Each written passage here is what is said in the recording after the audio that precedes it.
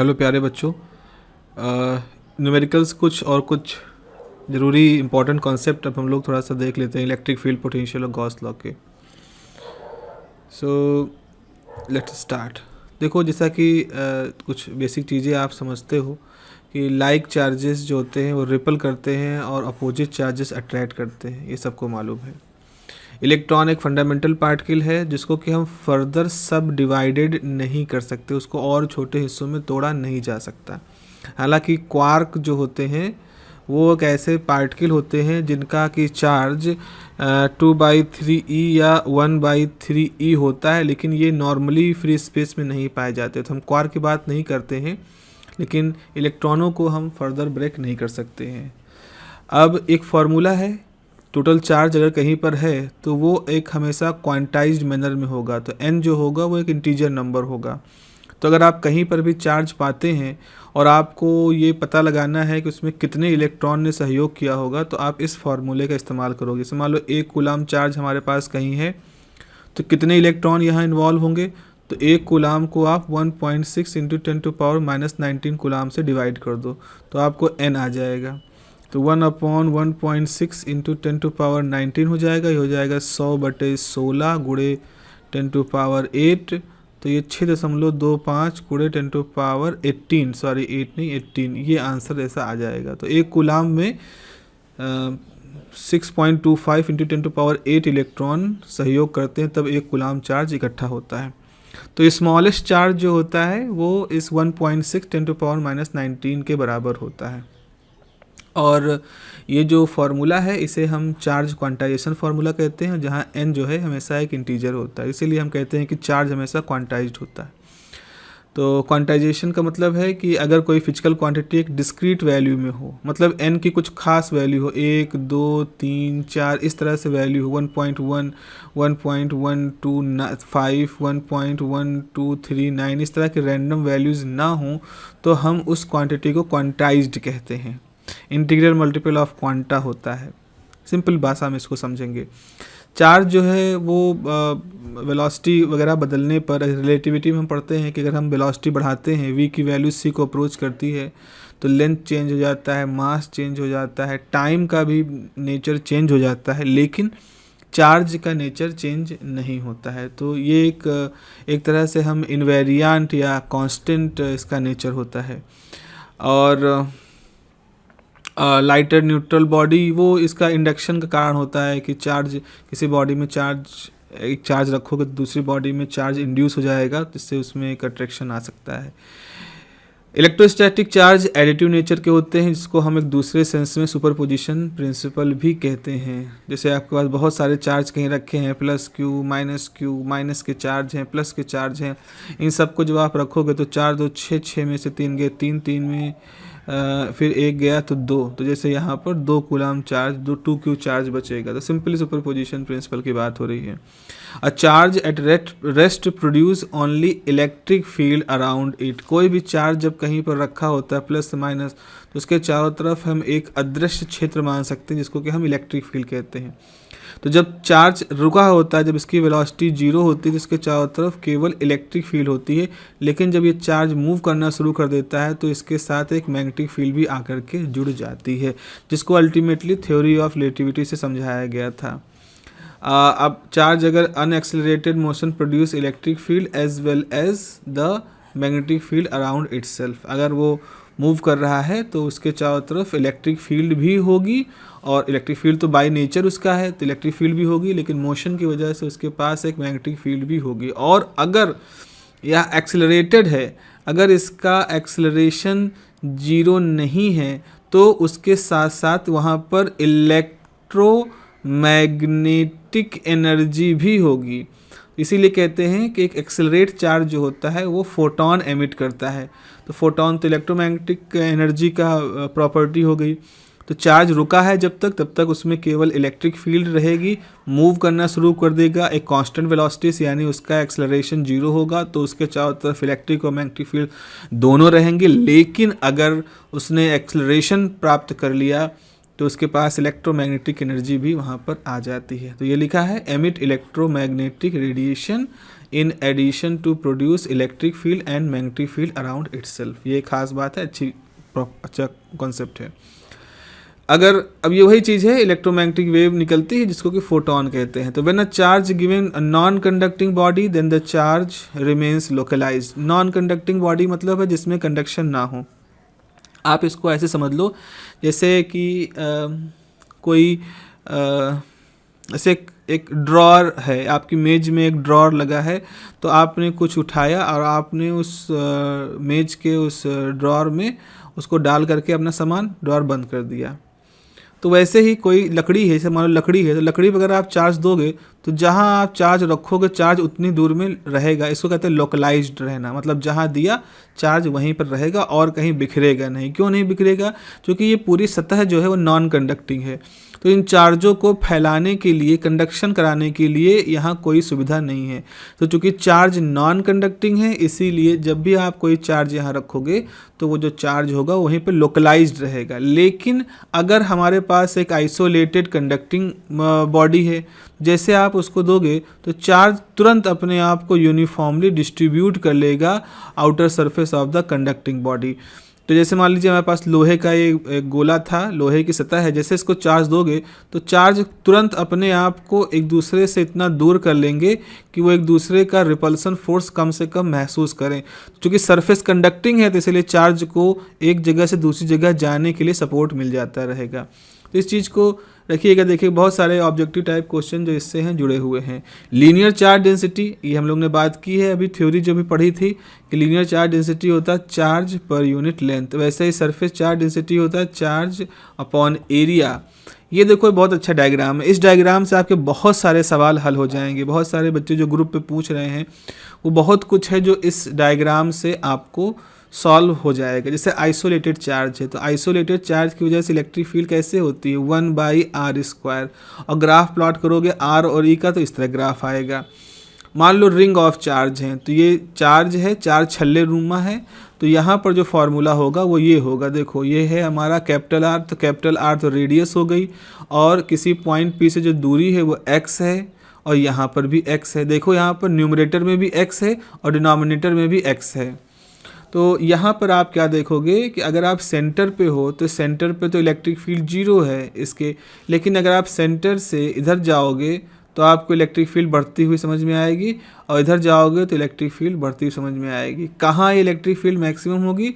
जब आप r/√2 distance पे होगे। तो जब r/√2 डिस्टेंस पे होगे तो आपको इलेक्ट्रिक फील्ड जो है आपको ज़्यादा समझ में आएगी। मतलब आप जैसे ये रिंग है यहाँ पर, इससे यहाँ अब इसकी रेडियस r है, तो अगर आप r/√2 डिस्टेंस आगे जाओगे तो यहाँ पर इलेक्ट्रिक फील्ड आपको मैक्सिमम मिलेगी, और अगर आप इससे r/√2 डिस्टेंस लेफ्ट में जाओगे तो भी आपको यहाँ पर इलेक्ट्रिक फील्ड मैक्सिमम मिलेगी। तो इस चीज़ को ध्यान रख लीजिएगा, इससे क्वेश्चन बन सकता है। ये डेरिवेशन हम लोग ने किया भी था। अगर सरफेस चार्ज डेंसिटी है, जहाँ सरफेस चार्ज डेंसिटी सिग्मा है, तो electric field सिग्मा/2 epsilon 1 - x/x² + r² होता है। अच्छा सा ये कॉन्सेप्ट है, ये मतलब ये फार्मूला है। अगर कोई इनफाइनाइट शीट है तो देखा था हम लोगों ने, इनफाइनाइट शीट भी दो तरह की हो सकती है, कंडक्टिंग, नॉन कंडक्टिंग। तो ये जो केस हम लोगों ने पढ़ा है वो एक नॉन कंडक्टिंग है। तो नॉन कंडक्टिंग में इलेक्ट्रिक फील्ड सिग्मा/2 एप्सिलॉन होता है। किसी लाइन चार्ज की वजह से इलेक्ट्रिक फील्ड सिग्मा/2 एप्सिलॉन × r होता है, यानी 1/r प्रोपोर्शनल होता है। अगर हमारे जो चार्ज इनफाइनाइट लेंथ का नहीं, इसकी कुछ लेंथ है, तो आप इस फार्मूले को याद कर लीजिए। ये परपेंडिकुलर डायरेक्शन में इलेक्ट्रिक फील्ड है और ये पैरेलल डायरेक्शन में, मतलब इस डायरेक्शन में इलेक्ट्रिक फील्ड और इस डायरेक्शन में इलेक्ट्रिक फील्ड के ये फार्मूले हैं हमारे। अब देखो इस पे बहुत क्वेश्चन पूछे जा रहे हैं कि चार्ज स्फेरिकल सेल है, एक मतलब खोखला है हिस्सा, शेल मतलब होता है खोखला, तो इनसाइड क्या होगा? अगर आपका r रेडियस के अंदर है तो with in the charge sphere आपका इलेक्ट्रिक फील्ड 0 होगा। तो इस ग्राफ को याद रखो, इस ग्राफ को मत भूलना। तो ग्राफ में आप देख रहे हो कि अगर शेल है, खोखला है, तो अंदर की तरफ इलेक्ट्रिक फील्ड 0 होता है, लेकिन जब बाहर निकल जाओगे तो आप इस पूरे चार्ज को देखो। अगर आप यहाँ खड़े हो, P पे खड़े हो, जैसे अगर आप सोचो कि आप पृथ्वी से बाहर खड़े हो, तो आप पृथ्वी से जब बाहर खड़े होगे तो आपको पूरी पृथ्वी की गोलाई दिखाई पड़ेगी, आप पृथ्वी से दूर हो अगर तो वैसे ही जब आप बाहर खड़े होगे तो आपको इस पूरे गोले पर जितना भी चार्ज है Q, वो समझ में आएगा। तो किसी भी अब वो गोला जो है ना एक पॉइंट चार्ज की तरह से काम करेगा, तो जो कूलम लॉ है जो ऊपर वाला काम करेगा वही लॉ यहाँ पर भी काम करेगा। अब आपके लिए जो पूरा गोला है ये एक पॉइंट चार्ज जैसा होगा और आपके ई का बिहेवियर वैसा ही होगा जैसा कि यहाँ हमने देखा पॉइंट चार्ज का होता है। तो गोले के अंदर कोई इलेक्ट्रिक फील्ड नहीं होगी, लेकिन खोखले गोले के बाहर आप जाओगे तो आपको इलेक्ट्रिक फील्ड वैसे ही वेरी करेगी जैसे कि एक पॉइंट चार्ज की वेरी करती। ये इसका डायग्राम है। नीचे देखो, इस पे बड़ा चर्चा हो रही है कि सॉलिड स्फीयर ऑफ चार्ज है, तो एक ठोस है गोला जिसमें चार्ज ही चार्ज भरे हैं। तो देखो भाई यहाँ पर जब आप गोले के अंदर होगे तो इलेक्ट्रिक फील्ड प्रोपोर्शनल होती है, ई प्रोपोर्शनल होता है आर का, और आर कहाँ से नापा जा रहा है? सेंटर से। तो सेंटर से जब आप बाहर की तरफ जाओगे तो आपका आर बढ़ेगा। तो यहाँ पे देखो जैसे जैसे आप सेंटर से दूर होना शुरू होते हो वैसे वैसे आपका आर बढ़ता है, और जब आप सेंटर पे पहुँच गए, जब आप सेंटर से पेरीमीटर पे पहुँच गए, देखिए यहाँ से सेंटर से आप इस गोले की सरफेस तक पहुँच गए तो इलेक्ट्रिक फील्ड लगातार बढ़ा, और जैसे ही आप इस गोले से बाहर आए तो ये वही कंडीशन हो गई जो ऊपर थी। अब आपके लिए पूरा ठोस गोला एक पॉइंट चार्ज की तरह से काम करेगा। तो आप जब आउटसाइड ऑफ द आर हो जाओगे तो इलेक्ट्रिक फील्ड का जो वेरिएशन है देखो वैसा ही होगा जैसा कि यहाँ पॉइंट चार्ज केस में था और जैसा खोखले गोले के बाहर था। तो यहाँ पर ई जो होगा वो 1/r² के हिसाब से वेरी करेगा। तो आप इस ग्राफ को इसको बहुत अच्छी तरह से समझ लेना, इसको 2-4 बार पलट के देख लेना, क्योंकि यहाँ से बहुत सारे क्वेश्चन आते हैं। अगर आप ये ग्राफ के टर्म में याद रखोगे तो कभी भी कन्फ्यूजन नहीं होगी। अच्छा, अभी क्या है कि इलेक्ट्रिक फील्ड के टर्म में देख लिया, आप पोटेंशियल के टर्म में देख लो। तो एक चीज़ हमेशा ध्यान रखो कि ई जो होता है वो होता है -dv/dr, या अगर हम 3 डायमेंशन में कहेंगे तो E is -del_v, negative gradient of potential electric field. तो उस फॉर्मूले से, उस हिसाब से अगर आप देखोगे तो v जो होगा पॉइंट चार्ज का वो प्रोपोर्शनल होता है 1/r के।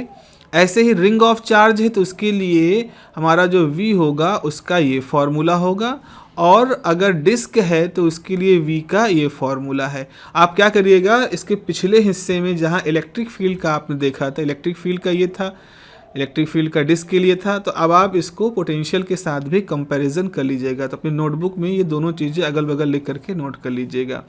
अगर इनफाइनाइट सीट है चार्ज की तो वहाँ चूँकि हमको ई को डिफ्रेंशिएट करना होता है तो हम उसका एक जनरल फार्मूला लिखते हैं, तो हमारे पास ये आर की वैल्यू दिखाई पड़ गई। तो यहाँ वी जो हो गया प्रोपोर्शनल टू हो गया आर, ये चीज़ ये देख लीजिए। ऐसे ही इनफाइनाइट लॉन्ग वायर है, अगर हम उसको फार्मूले से करेंगे तो λ/2πε log r हो जाता है। ऐसे ही इस चार्ज के लिए भी है। इन पे तो खैर ये तो थोड़ा सा आपको समझना पड़ेगा, इस फॉर्मूले को याद करना पड़ेगा, लेकिन इस पे काफ़ी कुछ डिस्कशन हो सकता है आपके, इस पे आप काफ़ी क्वेश्चन आ सकते हैं। किसे मान लो आपका स्फेरिकल शेल है, तो स्फेरिकल शेल है, आप उसके जब अंदर की तरफ हो, अंदर किसी पॉइंट पे हो, और जब आप उससे बाहर निकल गए तो आपके लिए पोटेंशियल का क्या नेचर होगा वो समझना है। तो जरा देखो, जब आप इसके अंदरूनी हिस्से में होगे, उस खोखले गोले के अंदरूनी हिस्से में होगे, तो आपके लिए हर पॉइंट एक यूनिफॉर्म पॉइंट होगा। अंदर पोटेंशियल की वैल्यू हर तरफ से यूनिफॉर्म होगी। अब एक चीज़ समझो, E बराबर जो होता है वो -del_v है। तो अगर हम इंटीरियर में E को 0 कह देते हैं तो इसका मतलब है dv/dr 0 है, -dv/dr 0 है, और इसका मतलब है v कैसा होगा, हर जगह पर कांस्टेंट होगा। तो ये मत सोचिएगा कि अंदर इलेक्ट्रिक फील्ड अगर 0 है तो पोटेंशियल भी 0 होगा, नहीं भाई। इस फॉर्मूले के हिसाब से कि E बराबर -del_v/dr होता है, तो अगर E 0 है इसका मतलब है dv/dr 0 होगा, यानी v की एक वैल्यू कांस्टेंट होगी। तो देखो ये उसका फॉर्मूला है। आप अंदरूनी हिस्से में हैं तो जो रेडियस के बराबर ये उसका न्यूमेरिकल वैल्यू होगी, और सरफेस से अंदर जाने पे आप जहाँ जाओगे वहाँ आपको पोटेंशियल की वैल्यू एक कांस्टेंट मिलेगी। लेकिन जैसे ही आप बाहर निकलोगे, जैसे आप बाहर आओगे, तो अब आपके लिए पूरा गोला एक पॉइंट चार्ज की तरह से काम करता है। तो जिस तरह से पहले पॉइंट में देखा कि 1/r वेरिएशन होता है, वैसे यहाँ 1/r वेरिएशन होना शुरू हो जाएगा। अच्छा, मान लो आपने सॉलिड स्फीयर ले लिया, तो जब सॉलिड स्फीयर लोगे तो सॉलिड स्फीयर के अंदरूनी हिस्से में जो आपका पोटेंशियल होगा वो इस फार्मूले से दिख रहा है, और बाहर आने पर जो होगा वो इस फार्मूले से दिख रहा है। खास बात देखो, बहुत ज़्यादा इसमें आपको ये याद करने की ज़रूरत नहीं है। ई जो है वो है माइनस डेल वी, यानी कि इलेक्ट्रिक फील्ड हमेशा हायर पोटेंशियल से लोअर पोटेंशियल की तरफ होता है। नेगेटिव साइन का मतलब क्या है कि इलेक्ट्रिक फील्ड हमेशा उस जगह से होगा जहाँ पोटेंशियल हाई होगा और उस तरफ होगा जहाँ पोटेंशियल लो होगा। तो चूंकि इलेक्ट्रिक फील्ड बढ़ रही है इसका मतलब है पोटेंशियल घटेगा, इस निगेटिव साइन का यही तो मतलब है। तो यहाँ पर हाई पोटेंशियल है इसीलिए इलेक्ट्रिक फील्ड यहाँ है, और यहाँ पोटेंशियल कम हो रहा है इसीलिए इलेक्ट्रिक फील्ड उसकी तरफ जा रही है। तो आप हमेशा इसको याद रखो, क्योंकि इस सॉलिड स्फीयर में जब हम लोगों ने याद करें पीछे जो ग्राफ प्लॉट किया है, ये वाला ग्राफ देखो, तो इलेक्ट्रिक फील्ड सेंटर से पेरिफेरी की तरफ बढ़ती है। तो इलेक्ट्रिक फील्ड बढ़ रही है इसका मतलब बिल्कुल यहाँ पोटेंशियल कम हो रहा होगा। क्यों लॉजिक लगा रहे हो? क्योंकि ई बराबर होता है minus del V. Electric field is the negative gradient of potential. तो इलेक्ट्रिक फील्ड हमेशा हायर पोटेंशियल रीजन से लोअर पोटेंशियल रीजन की तरफ जाता है। तो अगर इलेक्ट्रिक फील्ड जीरो से पेरिफेरी की तरफ जा रही है, बढ़ रही है, इसका मतलब पोटेंशियल सेंटर पे ज़्यादा रहा होगा और पेरिफेरी की तरफ कम होगा। तभी इस फॉर्मूले के लॉजिक के हिसाब से होगा ये काम। इसीलिए आप सेंटर पर पोटेंशियल सबसे ज़्यादा देखेंगे। जैसे जैसे आप इसको नीचे की बाहर की तरफ बढ़ोगे, उसकी पेरिफेरी की तरफ बढ़ोगे, पोटेंशियल कम होता जाएगा, क्योंकि इसी वजह से इलेक्ट्रिक फील्ड बढ़ती है। और सेंटर पहुंच गए तो आपने मैक्सिमम इलेक्ट्रिक फील्ड या मिनिमम पोटेंशियल प्राप्त कर लिया। और उसके बाहर जाओगे, यहाँ खड़े होगे, तो आपके लिए पूरा ठोस गोला एक पॉइंट चार्ज की तरह बिहेव करेगा। और v की वैल्यू वैसे ही होगी जैसे 1/r यहाँ देखी थी, जैसे 1/r यहाँ देखी थी, और जैसी कि 1/r आपने यहाँ देखी है। तो बड़ा ही स्ट्रेट फॉरवर्ड सा है, थोड़ा सा आपको इसके ऊपर मंथन करना पड़ेगा, सोचना पड़ेगा। इक्विपोटेंशियल सरफेस के बारे में हम लोग पहले भी बात कर चुके हैं। इक्विपोटेंशियल सरफेस वो सरफेस होती है जिस पे आप कोई भी पॉइंट लो उसका पोटेंशियल जो होता है सेम होता है। तो आप इक्विपोटेंशियल के सारे पॉइंट आपको यहाँ पर मिलेंगे। तो ये एक प्लेन भी हो सकता है, सॉलिड भी हो सकता है, बट ये कभी पॉइंट साइज का नहीं होगा। पे सरफेस है रहा ना, तो सरफेस पॉइंट का तो कोई मतलब नहीं है। तो यहाँ पर हर पूरे सरफेस की एक पोटेंशियल होगा। ऐसा नहीं है कि पोटेंशियल में, चूंकि इस सरफेस में जितने पॉइंट्स का पोटेंशियल सेम है तो हम इस पूरे सरफेस का पोटेंशियल वी कहते हैं। तो equipotential is single valued. So equipotential surface never cross each other. अगर दो पोटेंशियल एक दूसरे को कट करेंगे, जैसे मान लो एक पोटेंशियल ये है और एक पोटेंशियल सरफेस इस तरह से है, कट कर रहे हैं, तो यहाँ पर जो वैल्यू होगी, जो पॉइंट होंगे, उनके दो पोटेंशियल होंगे, एक V1 होगा और एक इसका V2 होगा। तो ये थोड़ा सा कंट्राडिक्टरी हो गया है।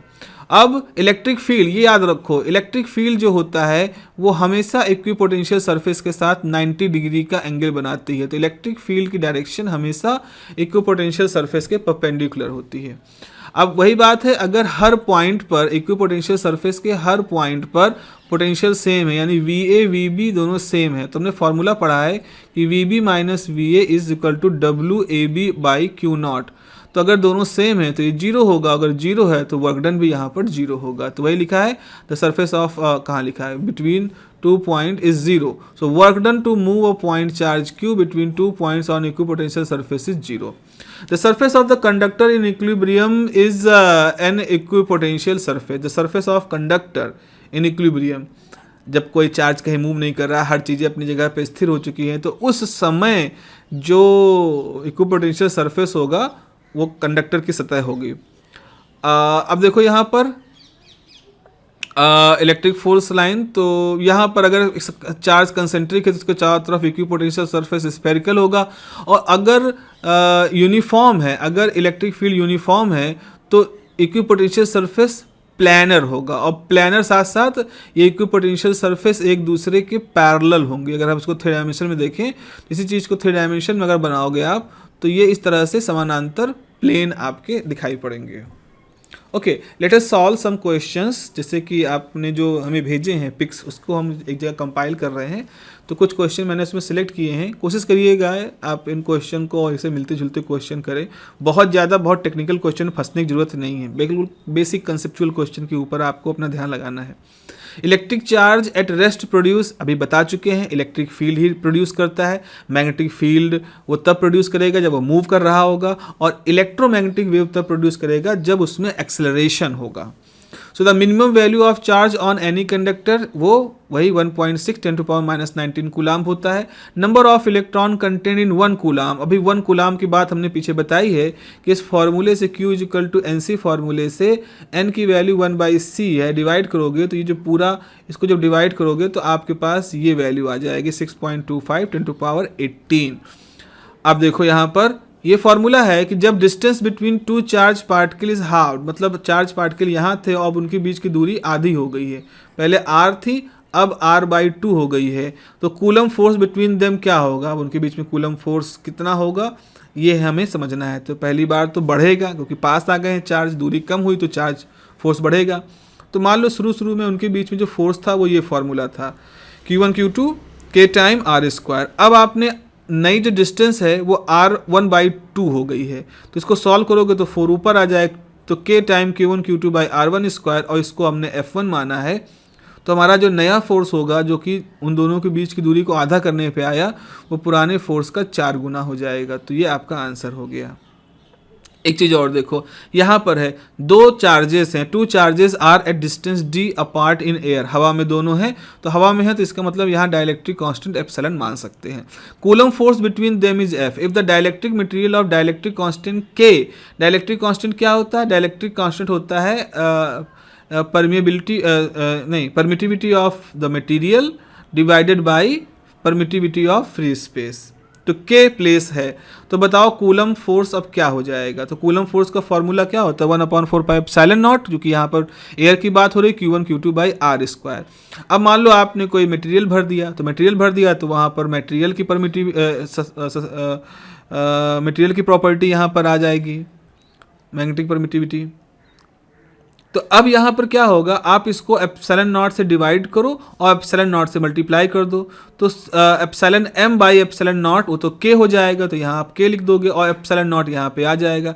अब आप क्या करिए 1/4π एप्सिलॉन नॉट और ये सारी वैल्यू एक साथ रख लोगे तो इसकी वैल्यू किसके बराबर हो जाएगी f, और f रहेगा और इसको कर दोगे k, तो इस तरह से पूरी वैल्यू हो जाएगी f/k, जो कि हमने यहाँ पर आपको एक ऑप्शन नंबर ए में दिखा रखा है। तो इस तरह से सॉल्व आप कर सकते हो।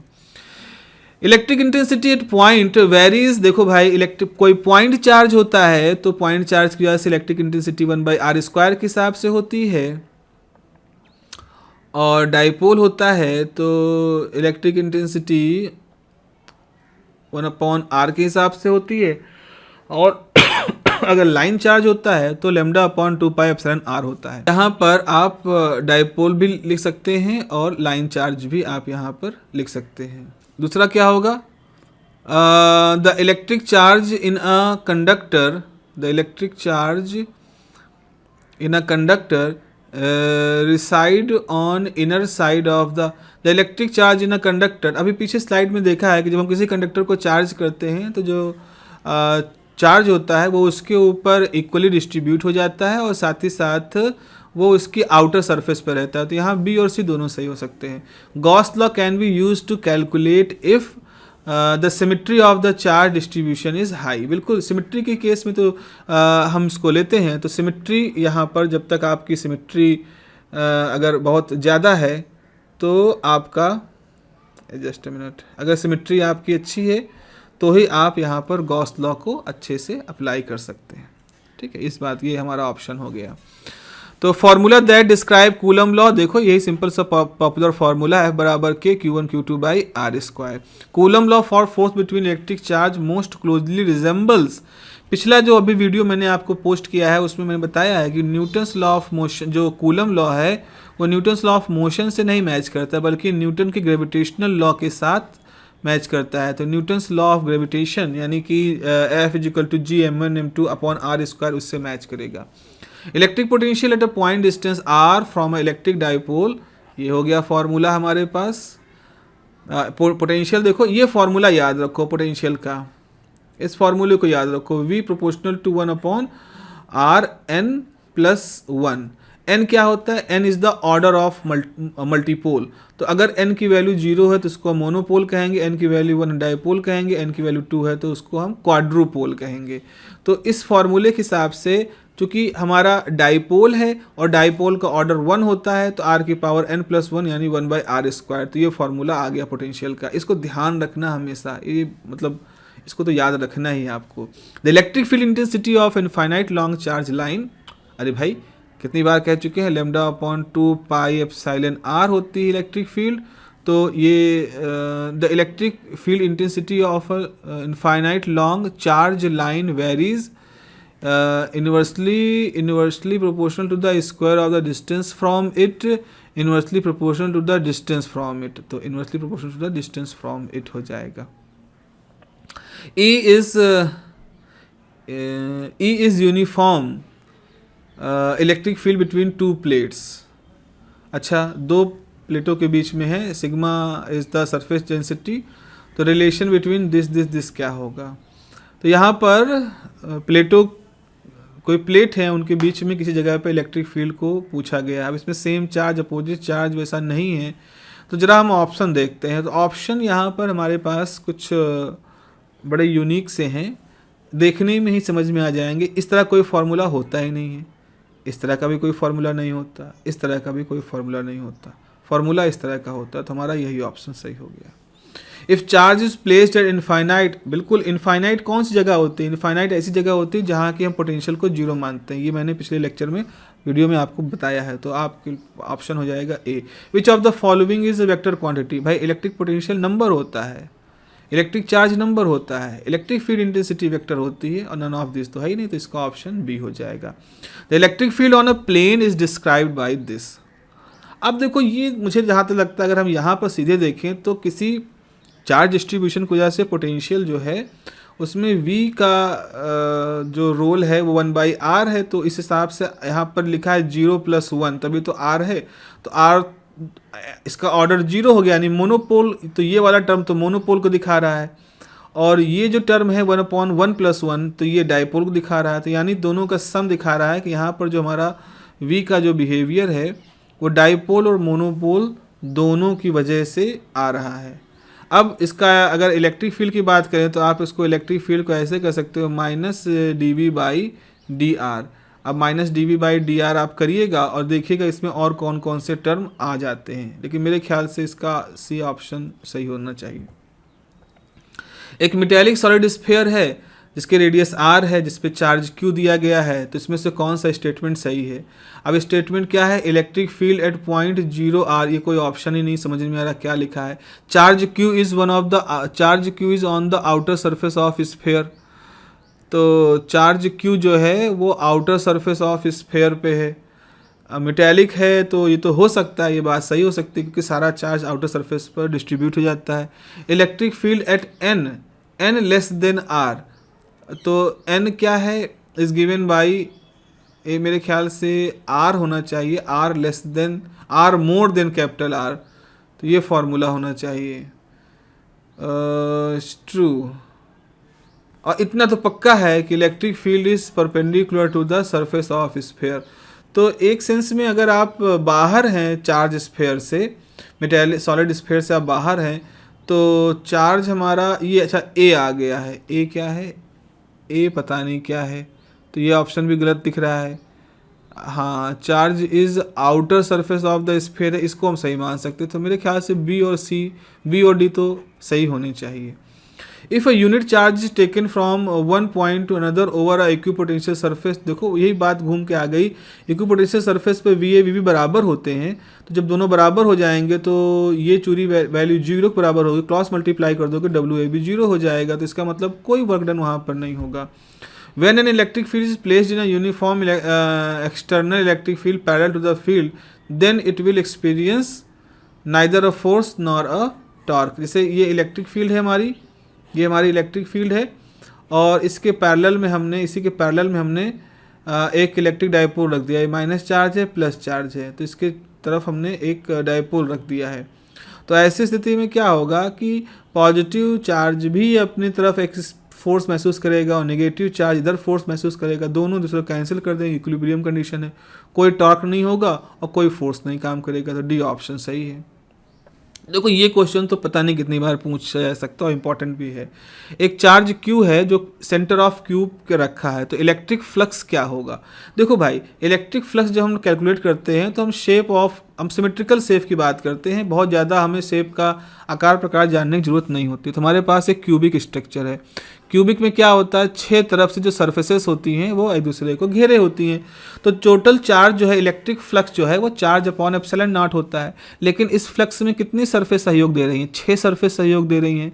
तो अगर एक सरफेस से निकलने वाला इलेक्ट्रिक फ्लक्स फाई AC है, उसको 6 से मल्टीप्लाई कर देंगे और Q बाई एप्सिलॉन हो जाएगा। आप 6 को यहाँ डिवाइड कर दोगे तो एक सरफेस से निकलने वाला electric flux Q by 6 epsilon हो जाएगा, जो कि आंसर, यही हमारा आंसर है, answer D. If electric field is uniform then the electric line parallel होंगी, ये हमने बताया है, पीछे बात की है। सोप बबल है, उसके ऊपर नेगेटिव चार्ज दिया गया है, तो जाहिर से जब सोप बबल पर नेगेटिव चार्ज आप बिखरा दोगे तो ये सारा नेगेटिव चार्ज मान लो यहाँ डिस्ट्रीब्यूट हो गया, और इसके ऊपर एक इलेक्ट्रोस्टैटिक प्रेशर काम करेगा जो परपेंडिकुलर डायरेक्शन में ऊपर की तरफ काम कर रहा है। तो इसकी वजह से क्या होगा, हमारा सोप बबल जो होगा वो पहले की तुलना में फूल जाएगा, तो उसकी रेडियस इंक्रीज कर जाएगी। हॉलो स्फीयर है, तो charge hollow sphere of charge does not produce an electric field at any, बिल्कुल अंदरूनी किसी पॉइंट पर इलेक्ट्रिक फील्ड नहीं प्रोड्यूस होती। If E is the electric field intensity and electrostatic field then the electrostatic energy density formula याद कर लो, ये चीज़ सीधे सीधे हाफ एप्सिलॉन E स्क्वायर की, कभी गलती नहीं होगी। वही चीज़ है एनर्जी पर यूनिट वॉल्यूम क्या है, वो भी एनर्जी डेंसिटी, U मतलब होता है इलेक्ट्रोस्टैटिक एनर्जी डेंसिटी, यानी electrostatic energy per unit volume. इसी चीज़ को यहाँ लिख दिया एनर्जी पर यूनिट वॉल्यूम, तो U की ही बात हो रही है, तो यहाँ भी स्क्वायर होगा, यहाँ भी फॉर्मूला आपका सही हो जाएगा। देखिए यहाँ पर अगर एक फ्री स्पेस है, फ्री स्पेस का मतलब होता है कि ऐसी जगह जहाँ कोई चार्ज ना हो। पोजॉन इक्वेशन है, पोजॉन इक्वेशन निकालना है, तो पोजॉन इक्वेशन जो होती है उसमें क्या होता है, डेल स्क्वायर V बराबर minus rho by epsilon naught, rho मतलब सरफेस वॉल्यूम चार्ज डेंसिटी। अगर राइट हैंड साइड जीरो नहीं तो इसको पोजॉन इक्वेशन कहते हैं, अगर इसको जीरो मान लें तो लैप्लास इक्वेशन बन जाती है। तो अगर फ्री स्पेस की बात करें तो फ्री स्पेस में पोजॉन इक्वेशन क्या हो जाएगा, राइट साइड जीरो हो जाएगा, तो वो इक्वेशन लैप्लास इक्वेशन हो जाएगी, जो कि क्वेश्चन नंबर C से दिख रही है। In a charge bubble the mechanical force due to the charge is counter balance by surface tension, surface tension होता है। जैसे सो बबल है तो जो मॉलिक्यूल हैं उनके बीच में एक तनाव बल काम करता है, जब हम इसको खिंचाव देंगे, इसको चार्ज कर देंगे तो ये सतह खिंचेगी, सतह खिंचने पे ये सरफेस के ऊपर के मॉलिक्यूल दूर दूर जाएंगे, तो किसी तरह से सरफेस टेंशन इस तनाव को इसको बैलेंस करने का प्रयास करेगा। जब सरफेस टेंशन इस बैलेंस को बैलेंस नहीं कर पाएगा, इस फोर्स को बैलेंस नहीं कर पाएगा, तो बबल हमारा फूट जाएगा।